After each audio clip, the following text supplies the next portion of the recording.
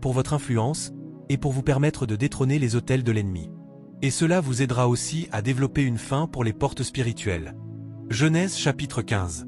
Abraham demandait au Seigneur, « Est-ce qu'un esclave dans ma maison héritera de ma richesse? Comment puis-je savoir que c'est quelqu'un issu de moi qui héritera de la richesse que tu m'as donnée ?»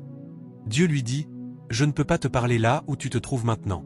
Va élever un autel. » Et Dieu commença à lui dire quelle chose apporter pour l'offrande sur l'autel, parce que chaque autel doit recevoir un sacrifice.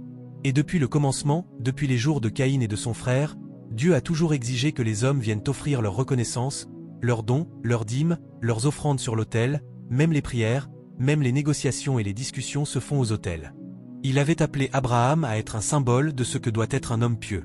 Il devait donc lui enseigner les bases, et il les a apprises, puis il les a enseignées à Isaac, et il les a aussi enseignées à Israël, et ils les ont pratiquées, et il ne plaisante pas avec cela. Puis il le fit sortir.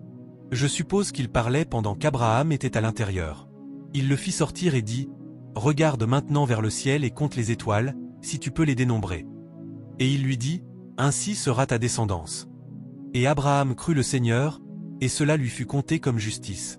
Puis il lui dit, « Je suis le Seigneur qui t'ai fait sortir d'Ur des Chaldéens pour te donner ce pays en héritage. » Et il dit, « Seigneur Dieu, comment saurai-je que je l'hériterai ?» Alors il lui dit, « Apporte-moi une génisse de 3 ans, une chèvre femelle de 3 ans, un bélier de 3 ans, une tourterelle et un jeune pigeon. » Dieu seul connaît le mystère qui se cache derrière tout ce qu'il lui demanda.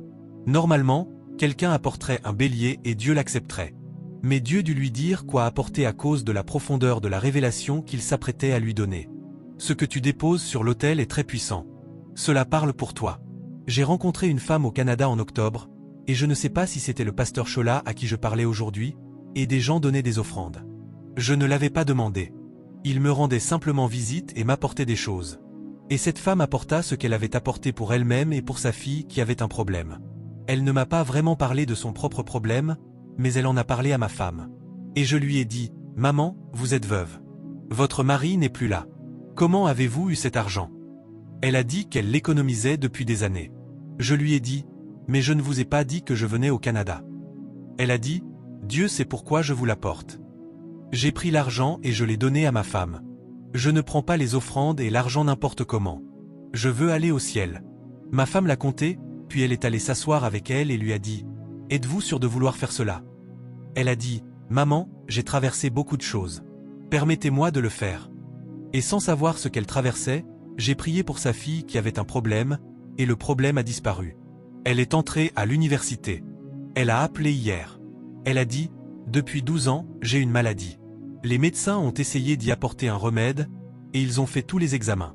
Ils m'ont dit qu'ils allaient me donner un médicament que je devrais prendre toute ma vie parce que la maladie ne peut pas être guérie. » Elle m'a appelé hier et a dit, « Je suis allée à l'hôpital, j'ai refait tous les tests, le médecin m'a regardé de nouveau et m'a dit, « Madame, vous n'êtes rien de moins qu'un miracle. Alléluia. La maladie ne se trouve plus dans votre corps. » Elle l'avait depuis 12 ans et elle arrivait à un point où ils allaient lui donner la pire des nouvelles, et ils lui ont donné la meilleure des nouvelles. J'ai regardé ma femme quand la nouvelle est arrivée. J'ai dit, « D'accord, je comprends. Ce que cette femme a apporté n'était pas une semence. Ce n'était pas une offrande. Elle a apporté une semence de combat. Une semence de combat. Avant que Salomon ne soit fait roi, son frère ou demi-frère avait déjà pris le trône. Il fut annoncé en Israël que celui-là était le roi, et la chose la plus malheureuse, c'est qu'une partie de l'armée de David était avec ce jeune homme. Et Nathan dit à David que ce n'était pas ce que Dieu avait dit. C'est Salomon qui devait être roi pendant que tu es encore en vie. Ils aidèrent le vieux roi à placer Salomon sur le trône. Ils l'honnirent. Nathan l'honnit, et ils sonnèrent de la trompette, et il fut montré que le roi lui-même avait établi Salomon comme roi. Salomon devint roi, mais il était nerveux. Il venait à peine de devenir roi et ses demi-frères avaient déjà pris le siège. Maintenant son père allait sûrement mourir très bientôt. Que se passerait-il pour lui? Il était certain qu'ils allaient lui faire la guerre. C'est le défi d'avoir plus d'une femme et des enfants de plusieurs d'entre elles. Il est roi, mais il n'est pas tranquille. Il voulait la paix dans son cœur. Il voulait la paix dans la maison de son père. Il ne voulait pas être impliqué dans davantage de bains de sang dans la maison. Il voulait la paix avec ses frères. Ainsi, dès qu'une occasion lui fut donnée d'aller offrir un sacrifice au Seigneur, il rassembla 1000 brebis. Or, personne n'avait jamais donné 1000. Dieu n'exige pas 1000. Dieu exigera une ou deux choses de différents types, comme il l'avait demandé à Abraham. Il avait exigé cela d'Abraham parce qu'Abraham était très riche. Alors pourquoi un homme donnerait-il 1000? C'était une offrande de combat au Seigneur. Il la semait. C'était comme dire, c'est ma vie. Il n'a pas parlé au souverain sacrificateur. Il n'a fait aucune demande. Le Dieu qui a reçu l'offrande savait pourquoi il était venu. Et il est reparti à l'endroit où il séjournait. Dieu n'a pas envoyé de prophète. Dieu y est allé lui-même. Il s'est présenté dans sa chambre. Quand il s'est présenté, Salomon est tombé face contre terre. Je ne voulais pas te demander de me tuer. Tu connais mon cœur. Tu me comprends. Dieu a dit, d'accord, ça va, ça va, ça va. Alors, que veux-tu? Nerveusement, il dit, je veux que tu me donnes la sagesse afin que je puisse gouverner ton peuple comme tu le veux. Dieu dit, je t'entends. Mais il y a la voie principale.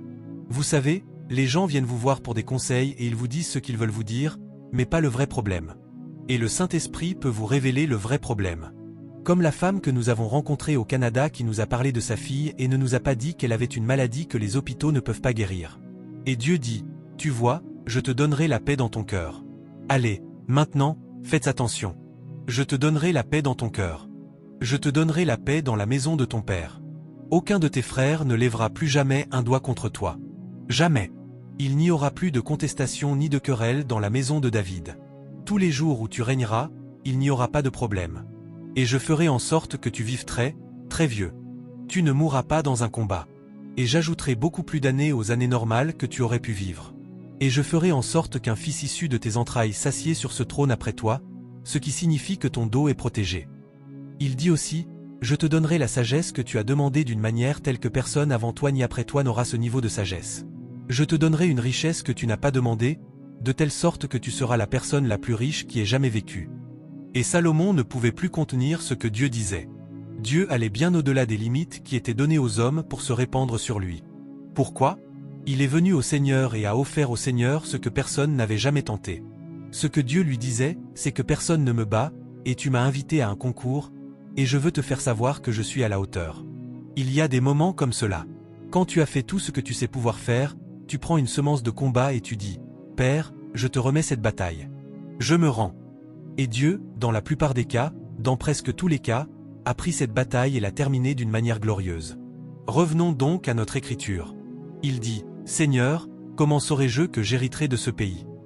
Et il lui dit, apporte-moi une génisse de 3 ans. Cela aurait suffi.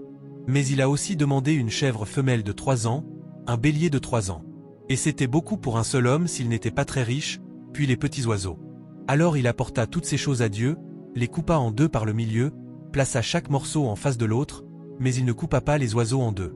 Maintenant, je commence avec Abraham, mais avant Abraham, il y avait Noé. Si vous avez de quoi écrire, notez ceci. Genèse 8 depuis le verset 20 jusqu'au chapitre 9 verset 3. Genèse 15, d'où nous lisons, des versets 7 à 10, avant d'arriver à ce que nous avons lu, vous trouverez les récits. Genèse 28. Nous avons maintenant quitté Abraham et nous traitons de Jacob à Béthel, Genèse 28 du verset 10 au verset 22. Exode 20 versets 24 et 25, ici c'est Moïse. Exode 27 versets 1 et 2. Puis nous passons à Gédéon dans Juges chapitre 6 versets 11 à 22. Un autel est un lieu de rencontre consacré et saint entre Dieu et nous. Dans certains cas, à cette époque, il te disait où aller pour élever l'autel, et il te disait quoi apporter, comme dans le cas d'Abraham, afin d'élever l'autel. Quand tu regardes Genèse 28, où Jacob a élevé un autel sur une pierre, il leva les yeux et vit Dieu et dit, « Dieu est ici, et je ne le savais pas. » Il vit un va-et-vient d'anges qui montait et descendait et il dit que c'était une autoroute vers le ciel, un terrain saint, la maison de Dieu. C'est pourquoi il changea le nom de ce lieu pour Béthel. Tout cela sont des descriptions d'un autel. Une autoroute, une porte, la maison de Dieu, un lieu de rencontre, un lieu de sacrifice. Je discutais avec quelqu'un récemment et je disais, il me semble que j'ai